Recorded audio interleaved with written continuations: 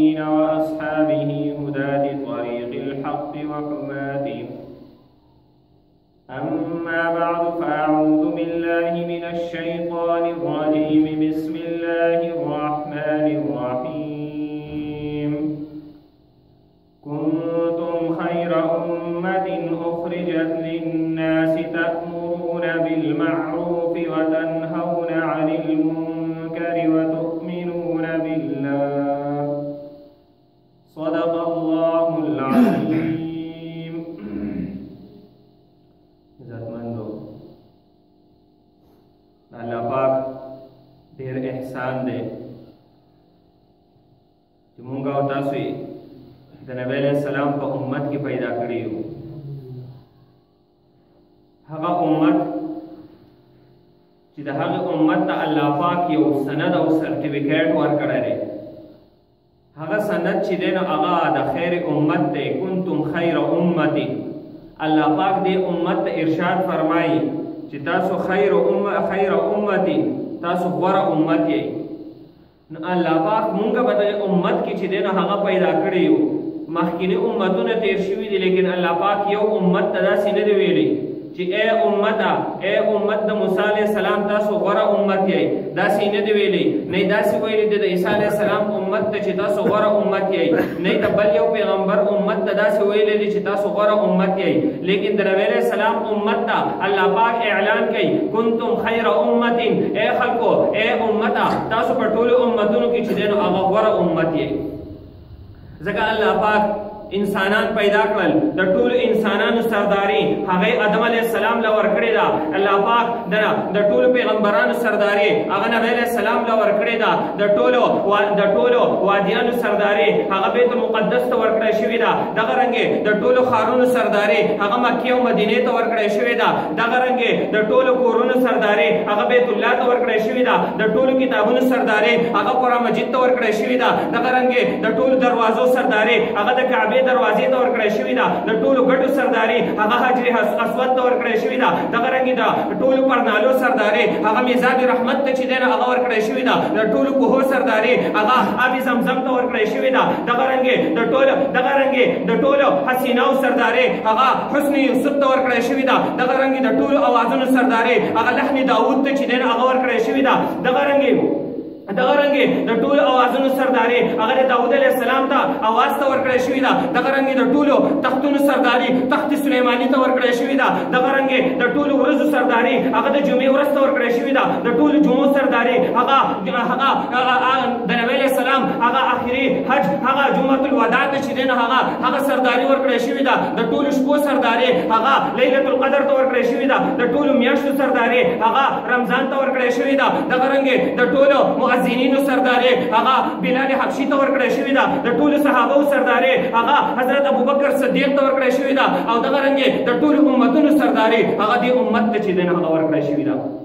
د ټولو امتونو سردار هغه دا امت دی. جنت حرام دی په هر پیغمبر باندې تر دې چې نبی علیه السلام جنت ته نه تللی. کله چې نبی علیه السلام جنت ته لاړ شي د هغې نه بعد به نور پیغمبران جنت ته ځي. د هغې نه مخکې په نورو پیغمبرانو باندې جنت حرام دی. دغه رنګې جنت حرام دی په ټولو امتونو باندې تر دې چې د نبی علیه السلام امت چې دی هغه جنت ته نه تللی. کله چې د نبی علیه السلام امت جنت ته لاړ شي د هغې نه بعد به نور امتونه چې دی هغه جنت ته داخلېږي. الله پاک چې کله ځمکه او اسمانونه لا نو پیدا کړي د هغې نه تقریبا 50,000 کاله مخکې چې دی نو هغه الله پاک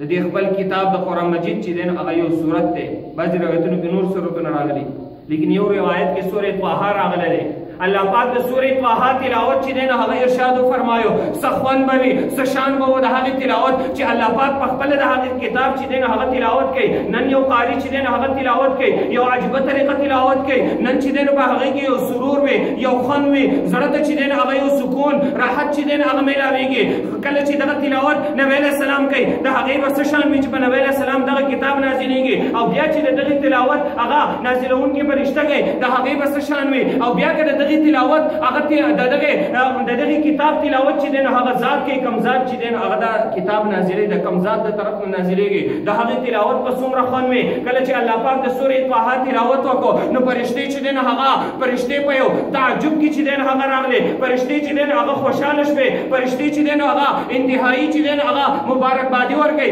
فرشتي اعلان کوي مبارکبادي دی وي طوبى لألسنة مبارکبادي دی وي د هغه جبو د پاره په کوم امت باندې چې کوم جبي بچي دین هغه د دې کتاب تلاوت کوي مبارکبادي دی وي د هغه زړونو د هغه سینو د پاره کوم سینې چې دین هغه د قران یادي مبارکبادي دی وي د هغه امت د پاره په کوم امت باندې چې دین هغه د کتاب بنازلېږي نو د ازمکه او دا اسمان د پیدایش نه 50,000 کال مخکې په اسمانونو کې فرشتو موږ له مبارکي راکړې ده دې امت له مبارکي ورکړې ده چې مبارکبادي دی وي د هغه امت لپاره په کوم امت چې دین هغه د کتاب بنازلېږي نو داسې امت داسې غوره امت او دا فضیلت د چا د وجې نازل شوی ده د نبی علیه السلام د وجې نازل شوی موسی علیه السلام هغه هم د نبی علیه السلام په امت کې چې دین هغه د راتلو چې دین هغه خواهش ظاهر کړی دی کله چې موسی علیه السلام په لیلة المعراج کې د نبی علیه السلام داسې اوچتې مرتبې ولیدلې د نبی علیه السلام داسې میلمستۍ ولیدله د نبی علیه السلام داسې اعزاز یې ولیدو نو موسی علیه السلام چې دی نو هغه اعلان کوي ای الله زه به دې هم د نبی علیه السلام په امت کې چې دی نو هغه پیدا کړی وه زه به دې هم په طور د امتي چې دی نو هغه پیدا کړی وه نو الله پاک چې دی هلته کې اسمانونو کې نبی علیه السلام ته چې دی هغه منځونه په هیده کې ورکړل منځونه په هیده کې ورکړی شو نبی علیه السلام واپس راغی مشهوره واقعه ده موسی علیه السلام ورته وویل چې څو منځونه ورته الله پاک حواله کړل څو منځونه ستا په امت باندې پره شول نو نبی علیه السلام جواب ورکوي چې الله پاک زما په امت باندې 50 منځونه فرض کړل موسی علیه السلام ورته وویل واپس لاړ شه الله پاک پسې د الله پاک نه کمی سوال وکړه ستا امت چې دی نو هغه دا پوره نه کړی شي نبی علیه السلام واپس لاړو 45 بیا واپس لاړو بیا واپس حتی تر دې چې اخر نبی علیه السلام چې واپلو او دغه رنګې منځونه کېدل 50 ته چې دی هغه راورسېدل زه واقعیت پوره نه وایم بلکې خپل مقصودي ځای ته راځم موسی علیه السلام نبی علیه السلام ته مشوره ورکړي اوس د نبی علیه السلام دومره شان نبی علیه السلام دومره عظمت والا بیا موسی علیه السلام څوک دی چې نبی علیه السلام ته مشوره ورکوي موسی علیه السلام څوک دی چې نبی علیه السلام واپس لیږي چې ته لاړ شه د خپل امت دپاره منځونه چې دی نو هغه کم کا اصل کې الله پاک نه غوښتل چې نبی علیه السلام لاړ شي اصل کې الله پاک غوښتل چې زما محبوب زمانه لاړ نشي بار بار ماته چې دی نو هغه واپس راشي اصل کې د الله پاک منشا وه موسی علیه السلام یې وله بهانه جوړه کړه خپل محبوب څوک د ځان نه داسې چې دی نو هغه نه پرېږدي بار بار چې دی نو هغه ته اواز کوي هغه چې دی نو واپس راځي هغه بیا چې دی نو هغه لاړ شي بیا څه بهانه جوړه کړي هغه ته بیا اواز وکړي تباره د دې چې زه د دیدن چې دی نو هغه د زما خواته چې دی نو هغه ډېر ډېر چې دی نو هغه وي خپل محبوب د ځان چې دی نو هغه څوک داسې نه لېږي زړی چې دی نو هغه نه کېږي اصل کې د الله پاک چې دی نو هغه منشا دا وه چې زما محبوب زما نه لاړ نه شي زما محبوب ما ته بار بار چې دی نو هغه واپس راځي نو بانې چې دی نو هغه د موسی علیه السلام وګرځوله چې موسی علیه السلام نبی علیه السلام بار بار واپس لیږي چې لاړ شه او الله پاک نه چې دی نو هغه د کمی سوال وکړي چې دا منځونه کم شي خو اوس سوال دا راځي چې پیغمبران خو ډېر وو د دغه بهانه الله پاک چې دی نو هغه آدم علیه السلام ولې نه جوړوله چې آدم علیه السلام الله پاک ته ویلی وی چې لاړ شه الله پاک نه سوال وکړه چې دا منځونه کم کړي ستا امت یې نشي کولی دغه چې دی نو هغه دغه واپسي چې دی نو هغه ابراهیم علیه السلام هم ویلی شو دغه رنګې نور پیغمبرانو ایوب علیه السلام هم ویلی شو داود علیه السلام هم ویلی شو سلیمان علیه السلام هم ویلی شو ډېر پیغمبران وو هغو هم دا خبره کوله نو موسی علیه السلام تخصیص چې دی نو هغه ولې وشو دا موسی علیه السلام ولې وایي نبی علیه السلام ته چې ته واپس لاړ شه په خپل رب پسې چې د رب نه د کمی سوال چې دی نو هغه وکړه مفسرینو نکته دا لیکلې ده چې اصل کې موسی علیه السلام د الله پاک نه یو سوال کړی کوی طور کې کله موسی علیه السلام ته پیغمبري میلاو شوه کتاب ولا الله پاک ورکو نو موسی علیه السلام د الله پاک نه سوال کوي ای الله ما ته خپل ځان چې دی نو هغه وښیه الله پاک ورته وایي چې ته ما نشي لیدلی دی ورته وایي نه ما ته خپل ځان وښیه الله پاک ورته وایي ته چې دی نو هغه نظر وکړه په دې غر باندې زه خپل معمولي تجلي په دې غر باندې ظاهروم که بالفرض دا غر چې دی نو هغه په خپل ځای برقرار پاتې شو نو ته به چې دی نو هغه ما بیا وویني نو الله پاک په غر تجلي وکړه غر ټوکړې ټوکړې شو او موسی علیه السلام بېهوشه راپرېوت قرآن مجید کې واقع بیانېږي موسی علیه السلام بېهوشه شو کله چې په هوش کې راغی نو موسی علیه السلام چې دی نو هغه اواز وکړی الله پاک زه تا نشم لیدلی زه د خپل خبرې نه چې دی نو هغه رجوع کوم نو موسی علیه السلام چې دی نو هغه سوال کړی د الله پاک نه د دیدار چې ته ما ته خپل دیدار نصیب کا لیکن دلته محبوب ته چې دینه هغه دیدار نصیب کیږي. نو په دې کې نقطه دا ده چې موسی علیه السلام ته چې دینه هغه په زړه کې دا ورځولې شو چې ته محبوب ته وایې چې بار بار زما پسې راځې. نو موسی علیه السلام ته په دې کې اشاره ده چې اے موسی ته چې دینه هغه بار بار زما نه سوال کړی دی چې ما ته خپل ځان وښیه، ما ته د خپل ځان نه دی ښوولی، ته چې دینه هغه ما نشي لیدلی، ستا نګاه ما نشي لیدلی، د ټولو پیغمبرانو نګاه ما نشي لیدلی، لیکن چشم مصطفی نگاه مصطفی چې دینه هغه ما بار بار چې دینه هغه ویني. د دې کې فضیلت د نبی علیه السلام دی. موسی علیه السلام ته دا اشاره ده چې وګوره نبی علیه السلام ما بار بار چې دینه هغه ویني، ته ما پسې بار بار رالیږي، تازه نه یې لیدلی لیکن نبی علیه السلام مې چې دینه هغه لیدلی شي. نہ تو دیکھے نہ نگاہی انبیاء دیکھے مجھے دیکھے تو اے موسیٰ چشم مصطفیٰ دیکھے نور څوک مې نشي لیدلی، پیغمبران مې نشي لیدلی، اے موسی ته مې هم نشي لیدلی، لیکن که څوک لیدلی شي ما نو هغه مې صرف چې دی نو هغه نبی علیه السلام لیدلی شي. نو په قیامت کې په جنت کې به چې دی نو هغه دیدار د الله پاک کېږي. لیکن عمومي خبره د دنیا کو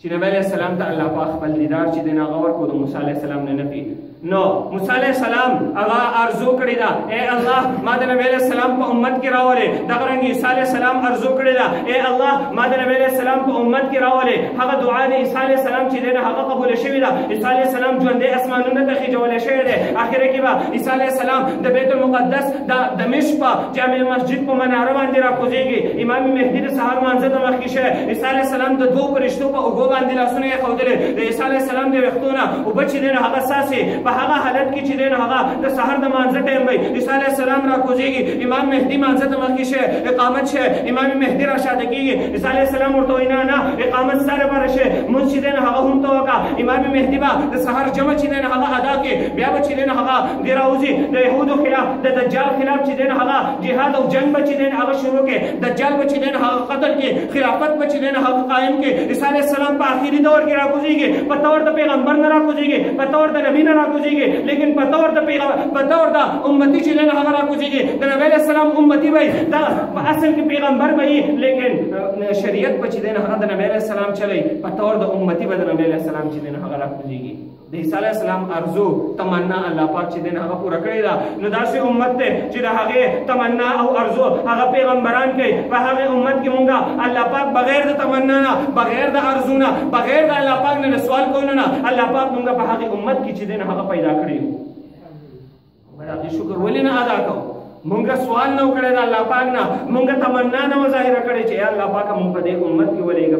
بیا هم مونږ الله پاک په دې امت کې چې دی هغه رالیږلي. د الله پاک لاک لاک شکر دی په دې باندې. د الله پاک احسانات دي په مونږ باندې. او بیا دا داسې دین دی، داسې امت دی، که د دې جایزه مونږ د مخکینو امتونو سره واخلو، که د دې دین جایزه مونږ چې دی نو د مخکینو دینونو سره واخلو. الله پاک ارشاد فرمایي لیظهره علی الدین کله. ما دا دین نازل کړی دی لیظهره علی الدین کله، دپاره د دې چې دا دین په ټولو دینونو باندې غالب راشي.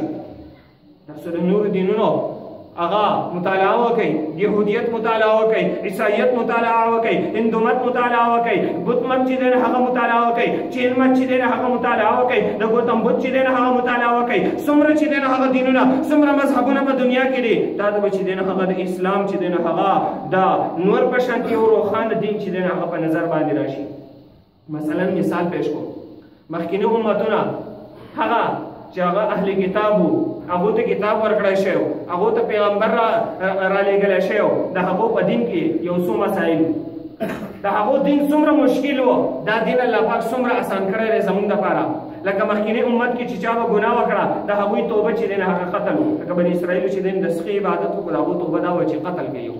او 1000 خلک په هغې یوه ورځ باندې قتل شوي. دا د هغو توبه وه. په جامو باندې چې دی هغه ګندګي به ولګېده، په کمه کپړه چې به ګندګي لګېدلې وه به یې کټ کوله، په انځلو به نه پاکېده.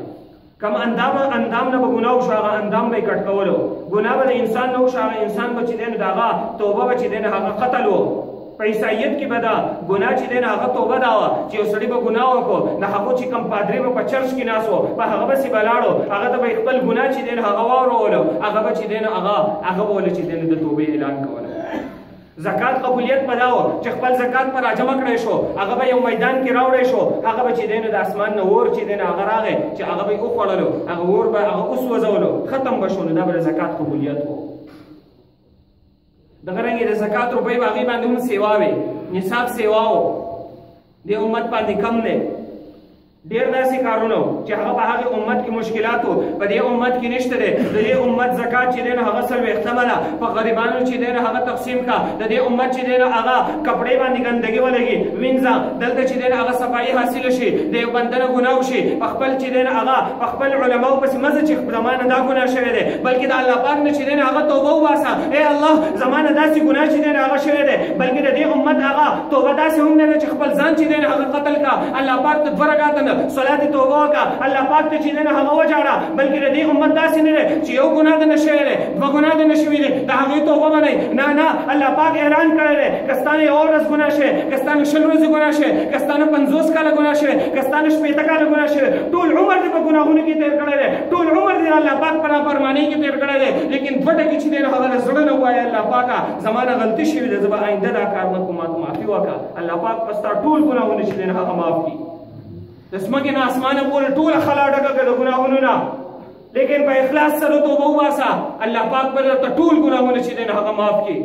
دا فضیلت دی امت ته صرف حاصل دی دا بل امت ته نه حاصل دا فضیلت دی امت ته حاصل دی او دا فضیلت نبی علیہ السلام په سر باندې حاصل دی مخکینو امتونو به نیکۍ کولې د هغو به د یوې نیکۍ په بدله کې یوه نیکي میلاوېده لیکن دا امت نیکي کوي د یوې نیکۍ په بدله کې یوه نه میلاوېږي بلکې په څو چنده چې دی نو هغه میلاوېږي مثل الذین ينفقون اموالهم فی سبیل الله مثال د هغې کسانو چې هغه خپل مال د الله پاک په لاره کې خرج کوي کمثل حبة انبتت 7 سنابل في كل سنبلة 100 حبة والله يضاعف لمن يشاء الله پاک د دین هم سیوا کوي د دې امت د 1 روپۍ چې دی نو هغه د الله پاک په لاره کې خرج کوي د دې امت فضیلت دا دی د هغې مثال الله پاک د دې سره ورکوي یو سړی دی یو زمیندار دی هغه یو دانه ځمکې ته وغورځوي هغه دانه چې دی نو هغه یو ټانټه چې دی یو وږی راوخی دی په هغه ټانټه کې چې دی نو 2 وږي دي په هر وږي کې هغه 100 دانې دي نو د یو دانې نه چې دی نو هغه 200 دانې رالې دغه رنګې د دې امت مثال دی 1 روپۍ د الله پاک په لاره کې خرج کړه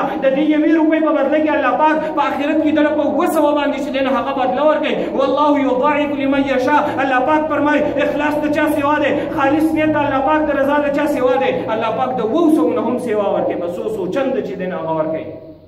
وسه شي په زرګاو الله پاک ورکوي په لکاو په کروڑاو الله پاک ورکوي خو چې کله دازه صفای زړه صفای نیت خالص د الله پاک رضای د ریا نیت نه خودنی نیت نه بل چاته چې دغه هغه د دې نیت نه چې څوک ماته سخی وای د دې نیت نه چې ماته څوک عبادت گزار وای دغه نیت نه خالص رضای نو چې څومره د اخلاص سیوا او دومره چې دغه هغه بدله سیوا کی سو چند سیوا کی دا فضیلت د چاره دا صرف د دې امت ته دې امت له چې دغه هغه بیا داسې میاش ورکړی شوی دا چې یو عمل په اویا دی نفل په فرض دی فرض په اویاو باندې دی داسې فضیلتونه هغه مخکینو امتونو کې نشته د رمضان میاشت ورکړی شوې ده دې امت ته مخکینو امتونو ته داسې د رمضان میاشت نه ورکړی شوې چې په هغې کې عملونه چې دی هغه په څو چنده میلاوېږي مخکینو امتونو له عمرونه ورکړی شوي صحابه ارزو کوي ای د الله رسوله د هغو چې دی په 100 کاله عمرونه هغو به ډېر چې دی هغه اعمال کول زموږ عمرونه چې دی 80 او 100 کاله دي مونږ چې دی هغه نیک اعمال به کم وي دې امت له الله پاک چې دی هغه ليلة القدر خير من 1000 شهر ليلة القدر ولا ورکو خير من 1000 شهر د زر میاشتو د عبادت نه چې دی هغه غوره میاشت داسې میاشت دی امت له ورکړه دا نه دی امت فضیلت دی بل امت له دا نه ده ورکړی شوي دغه رنګې حدیث کې راځي د مزدور سره مثال ورکړی شوی دی یو مزدور دی هغه د سهار د ماسپښینه پورې مزدوري وکړه دته په بدله کې نیم دینار ورکړی شو بل مزدور دی هغه د ماسپښین نه د مازدیګره پورې مزدوري وکړه دته په بدله کې نیم دینار ورکړی شو په اجرت کې بل یو مزدور راغی هغه د مازدیګر نه د ماښام پورې مزدوري وکړه ټایم انتهایي کم دی مازدیګر نه ماښامه پورې ګنټه و نیمه ټایم او دته په بدله کې پوره دینار ورکړی شو نو بیا نبی علیہ السلام فرمایي د اولنۍ چې دی نو ډله یهود دی هغه چې دی نو هغه د سهار د ماسپښینه پورې مزدوري وکړه مطلب عمل چې دی نو هغه ډېر وکړو بدله ورته کمه میلاوېږي بدله ورته چې دی نو د هغو د عمل مطابق میلاوېږي بل چې دی نو هغه عیسایان دي د ماسپښین نه مازدیګره پورې مزدوري وکړه مطلب دی چې کوم عمل کوي د هغې پوره بدله میلاوېږي لیکن اخره کې امت محمدي راغی د نبی علیه السلام امت راغی هغه چې دی نو دغه د مازدیګر نه د ماښامه پورې مزدوري وکړه پوره دینار ورته میلاو شو مطلب دا دی چې د مازدیګره پورې د مازدیګر نه د ماښامه پورې د دې عمر چې دی نو هغه لږ دی څنګه چې د مازدیګر نه د ماښامه پورې دا ټایم لږ دی دغه رنګې د دې امت عمرونه چې دی هغه کم دي لیکن اجر ثواب ورته د مخکینو امتونو سیوا میلاوېږي نو يهودو اعتراض وکړو، عیسایانو اعتراض وکړو چې دا خو موږ باندې ظلم شو، موږ ته نیم دینار ملاوي، مزدوري زموږ ډیره ده، مطلب عمل زموږ ډیر دی او اجر راته کم ملاوي. فقط ما خو تاسو ظلم نه دی کړی، تاسو چې څومره عمل کوئ د هغې پوره پوره بدله تاسو نه درکوم. ها اخري امت له چې دی نو هغه سیوا ورکوم، زه د خپل طرف نه ورکوم. هغه د الله پاک خپل فضل او احسان دی په دې امت باندې. په مخکینو امتونو ظلم نه دی شوی، نو د دې امت یو نیکي په څو چنده سیوا کېږي، دا د الله پاک خپل فضل او احسان دی. په دې کې په نورو امتونو باندې چې دی نو هغه ظلم نه دی شوی. او بیا نبي علیه السلام فرمایي فضلت علی الانبیاء بست، ما ته په نورو پیغمبرانو باندې هغه په شپږو څیزونو باندې فضیلت راکړی شوی دی. اعطیت جوامع الکلم، اولنی دا دی نبي علیه السلام فرمایي ما ته جوامع الکلم راکړی شوی دی. جوامع الکلم دې ته ویلی شي نبي علیه السلام مختصر خبره کوي، په هغې کې یو اوږد کلام چې دی هغه را جمع کړی شوی دی. خلک متل کوي سمندر په کوزه کې را بندول، دغه رنګې د نبي علیه السلام کلام مختصر دی لیکن انتهایی جامع و مانع دی. انتهایی په هغې کې چې دی نو معانی راګیر دي، انتهایی په هغې کې دین چې دی نو لکه بعضې احادیث دي په هغې کې چې دی نو هغه محدثین فرمایي دا حدیث چې دی نو هغه نیم دین دی، بعضې ته وایي دا چې دی نو هغه ثلث دین دی، بعضې ته وایي دا پوره دین دی. داسې احادیث نبي علیه السلام ارشاد فرمایلی دي. نو ځکه نبي علیه السلام فرمایي زما اولنی فضیلت دا دی چې ما ته جوامع الکلم چې دی نو هغه راکړی شوی دی. بل نبي علیه السلام فرمایي ونصرت بالرعب، زما په رعب او په یره سره چې دی نو هغه مدد کړی شوی دی. د نبي علیه السلام مخې ته به کافر نه شو ودرېدی، یېرېدو به. د نبي علیه السلام رعب د یوې میاشتې په مسافت باندې و. یوې میاشتې پیدل سفر څومره څوک کولی شي، د هغې په ایریا کې به څوک هغه به د نبي علیه السلام نه په رعب او په یره کې و. دا د نبي علیه السلام یو رعب او یو دبدبه وه. بعضې کس له الله پاک یو رعب ورکړی، څوک مخې ته راشي د هغه د دې خلکو په دې زړونو کې یو رعب دبدبه راشي، دا د الله پاک د طرفه. دغه رنګې د نبي علیه السلام یو رعب دبدبه وه، دا د یوې میاشتې په مسافت باندې وه. خلک پکې یېرېدل، کافران به یېرېدل، داسې یو رعب د هغو په زړونو کې الله پاک ورځولی. نو نبي علیه السلام فرمایي ونصرت بالرعب، زما چې دی هغه په رعب سره مدد کړی شوی دی. بل نبي علیه السلام فرمایي زما دپاره واحلت لي الارض مسجدا، زما دپاره واحلت لي الغنائم، زما دپاره غنیمتونه چې دی هغه حلال کړی شوي دي. مخکینو امتونو دپاره هغه داسې و چې کله به یې جنګ وکړو مالي غنیمت په میلاو شو، نو د هغې طریقه به دا وه چې دا به یې راجمع کړو، یو میدان کې به یې کېښودو، د اسمان نه به اور راغی چې کله به هغه قبول و نو هغه به یې بلکل چې دی نو وسوځو. دا به د هغو د قبولتیا علامه وه. او د دې امت نبي علیه السلام فرمایي زما فضیلت دا دی چې زما د امت دپاره غنیمت حلال کړی شوی دی. میدان جنګ کې چې دی نو هغه کم مال میلاو شي، هغه چې دی نو خمس چې دی نو هغه بیت المال ته میلاو شي، باقي څلور حصې چې دی نو هغه په مجاهدینو تقسیم شي. نبي علیه السلام فرمایي دا زما د امت فضیلت دی چې دا غنیمت د دې لپاره حلال کړی شوی دی. او نبي علیه السلام فرمایي په حلال روزۍ کې د ټولو نه حلال ترین روزي چې دی نو هغه د مال غنیمت ده. چې مال غنیمت اصل کې مال غنیمت د مسلمان مال نه، د کافرانو مال او په صحیح جهاد کې حاصل شوی. داسې نه چې مسلمان وژنه او مال غنیمت دی، دغې ته مال غنیمت نه شوی. بهرحال نبي علیه السلام فرمایي زما دپاره مال غنیمت هغه حلال کړی شوی دی. نبي علیه السلام فرمایي دا زما فضیلت دی. واحلت لي الارض وجعلت لي الارض مسجدا، زما دپاره ځمکه ټوله چې دی هغه جومات او مسجد ګرځولی شوی دی. مخکینو امتونو کې دا وه چې هغه به صرف او صرف په خپل عبادت خانه کې خپل عبادت کوو، بل ځای کې نه شو کولی. د دې امت دپاره په جومات کې چې دی نو هغه د حاضرېدو وخت ته سره شته جومات کې مونځ وکړه، پټي کې چې دی نو هغه پټي کې کار کې هلته د مانځه وخت راغی په پوله باندې مونځ وکړه، بل ځای کې چې دی د مانځه وخت راغی، هر ځای کې چې پاک ځای هلته چې دی نو هغه مونځ کولی شي. نبي علیه السلام فرمایي دا زما د امت فضیلت دی چې ټوله ځمکه د دې لپاره جومات ګرځولی شوی دی، په هر ځای کې مونځ کولی شي چې کله به ګنده نه وي. شاید دا د دې امت فضیلت دی. مخکینو امتونو به داسې خپل عبادت په هر ځای کې نشو کولی. بل نبي علیه السلام فرمایي وارسلت الى الخلق کافتا، زه ټول مخلوق ته چې دی نو هغه رالیږلی شوی یم. مخکیني پیغمبران د خپلې علاقې سره خاص وو، مخکیني پیغمبران د خپل یو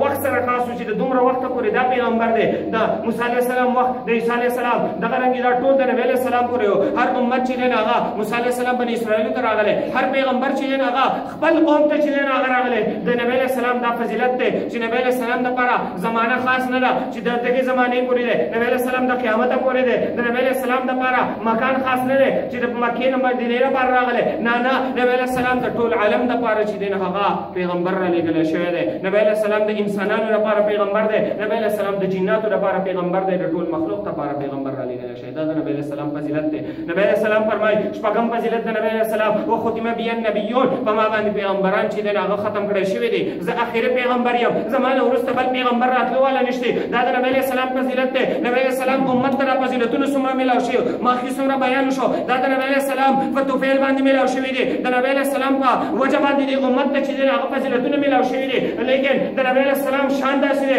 نبی علیه السلام چېرته چې خپل امت ته خیرې نه دي کړې مخکینو پیغمبرانو بعضې پیغمبرانو خپل امت لپاره خیرې کړې دي نوح علیه السلام د خپل امت نه تنګ راغی نو نوح علیه السلام خیرې کوي رب لا تذر علی الارض من الکافرین دیارا ای الله پاکه په مخ د ځمکه د کافرانو نه هېڅ څوک باقي پاتې مه کړه ټول په سیلاب کې چې دی هغه په طوفان نوح کې چې دی هغه هلاک شول موسی علیه السلام خیرې کوي خپل قوم ته فرعونیانو ته خیرې کوي ای الله پاکه زړونه یې سخت کړه چې د ایمان رانه وړې هلاک یې کړه هغه فرعونیان هغه په دریاب الزم کې چې دی هغه تباه شو هلاک شول هغوی چې دی هغه ایمان رانه وړه د لوط علیه السلام په قوم باندې سهار له عذاب راځي لوط علیه السلام فرشتو ته وایي ای فرشتو د عذاب چې دی هغه د سهار نه هم زر راولئ د دې نه داسې تنګ راغلی فرشتې ورته وایي الیس الصبح بقریب آیا سهار نږدې نه دی د سهار ته چې دی نو په دې باندې عذاب راشي لیکن لوط علیه السلام وایي د سهار نه مخکې بیا عذاب راوله لیکن راشه نبی علیه السلام دعا کوي نبی علیه السلام چې دی نو هغه 1400 کاله مخکې چې دی نو هغه تاریخ کې نظر وکړه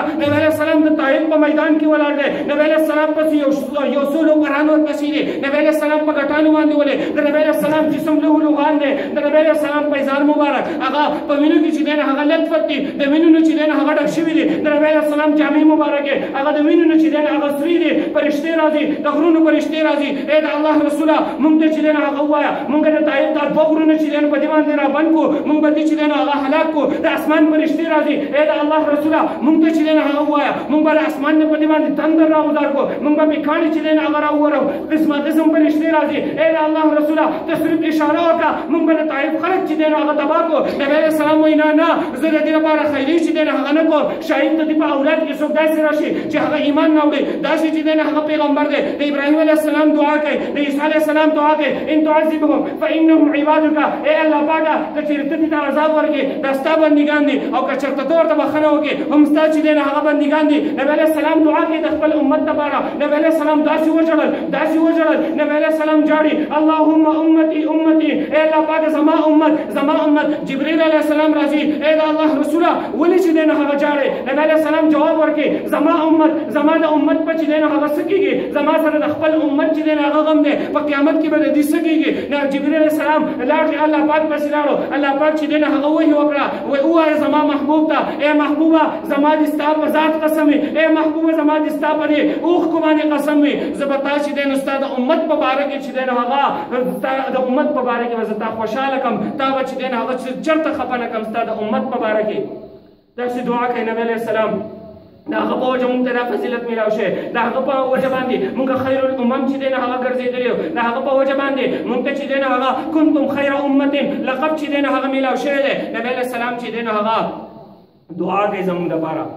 نبی علیه السلام فرمایي د قیامت په ورځ به مقام محمود کې زه سر په سجده باندې کېدم زه به اواز کوم اللهم امتي زه به سپارش کوم د الله پاک نه زه به تر هغه وخته پورې سپارش کوم تر دې چې زه خپل امت په الله پاک باندې ونه بخم د هغې پورې به نبی علیه السلام چې دی نو هغه دعا کوي د خپل امت لپاره په قیامت کې به هر پیغمبر اعلان کوي هر پیغمبر به آواز کوي نفسي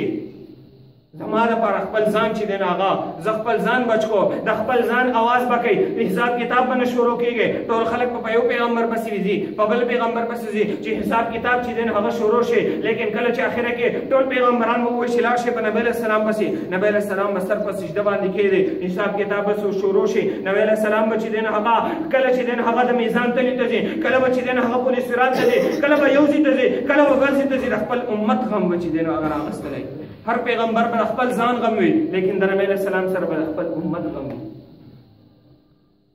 نبی علیه السلام فرمایي وایي په قیامت کې به هر پیغمبر راشي د بعضې پیغمبرانو سره به لکاو امتیان دي د بعضې پیغمبرانو سره به زرګاو امتیان دي د بعضو سره یو څو چې دی نو هغه امتیان دي داسې پیغمبر به پکې هم راشي چې د هغه سره یو امتي دی او داسې به پکې هم راشي چې د هغه سره به د سره امتي چې دی نو هغه نه او نبی علیہ السلام فرمایي زه چې سر اوچتوم داسې ګورم نو زما د امتیان یو سیلاب وی د سرونو یو سیلاب وی زما امتیان وی زه چې داسې ګورم زما امتیان وی زه چې داسې ګورم زما امتیان وی زه به داسې ګورم زما امتیان وی نبی علیہ السلام په خپل امت باندې هغه فخر کوي د دې وجې نه نبی علیہ السلام فرمایي تزوجوا الولود الودود تاسو د داسې بیبیانو سره واده وکړئ چې هغه انتهایی محبت کوونکي او انتهایی زیات بچي راوړونکي ځکه فإني تکاثر بكم الامم زه به تاسو باندې په نورو امتونو فخر کوم چې زما امت سیوا دی نبی علیہ السلام داسې ارشاد فرمایي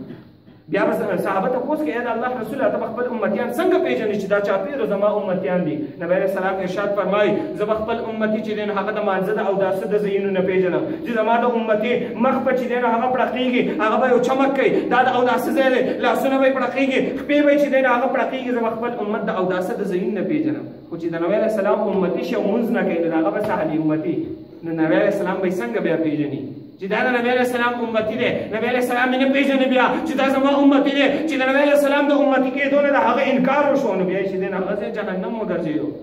نو مونځ په پابندۍ سره ادا کوئ اودس په خوشحالۍ سره کوئ اودس په صحیح طریقې سره کوئ مونځ په پابندۍ سره ادا کوئ ځکه نبی علیہ السلام چې مونږ پیژنې نو هغه به هم مونږ د اودسونو د ځایونو نه پیژني چې دا هم دا زما امت دا دی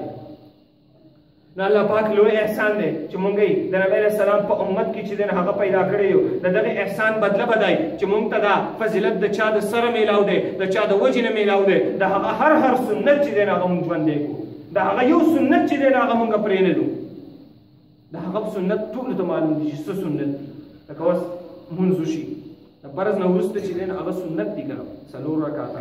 موقت سنت دي تاسو په نه کې ګناهګار دی د دې سنتو خیال وساتلی شي نورو منځونو کې چې دی هغه وړاندې وروسته سنت چې دی هغه د دغه خیال وساتلی شي د دې نه علاوه نورې معاشرې ته راشه د نبی علیہ السلام په غم خادۍ کې کوم سنت و کومه طریقه وه هغه اختیار کړی شي په خپل شکل و صورت کې وکتلی شي چې زما جسم زما لباس زما په دې جسم کې چې دی هغه کوم سنت ما د نبی علیہ السلام خپل کړی دی کم مې لرې کړی دی خپل لباس کې کوم سنت ما خپل کړی دی کم مې چې دی هغه اختیار کړی دی کم مې چې دی د غیر اختیار کړی دی او کم مې د محبوب اختیار کړی دی چې د چا د سره ماته د فضیلت میلاو دی هر سړی په خپل ګریوان کې سوچ وکړي چې زما څومره چې دی هغه د خپل محبوب سره مینه ده چې د هغه د وجې نه ماته کوم فضیلت میلاو دی د هغه څومره سنت چې دی هغه ما اختیار کړی دی الله پاک دې موږ د خپل محبوب په هر سنت باندې چې دی هغه د عمل کولو توفیق راکړي.